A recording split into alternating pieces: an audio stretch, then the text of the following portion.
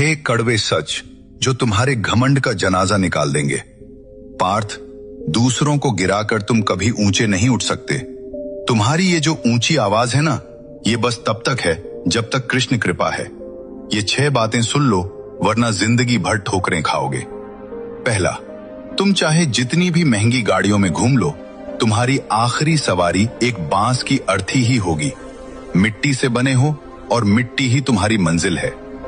दूसरा, जिन लोगों की चापलूसी करके तुम खुद को राजा समझ रहे हो, वही लोग तुम्हारी कुर्सी खिसकते ही सबसे पहले तुम्हारे चेहरे पर थूकेंगे।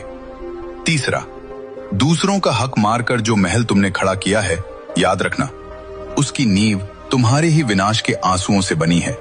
हिसाब बहुत बुरा होगा। चौथा, अपनी ताकत पर इतना मत इतराओ। वक्त की एक ठोकर तुम्हें राजा से भिखारी बनाने में पल भर का समय भी नहीं लेगी।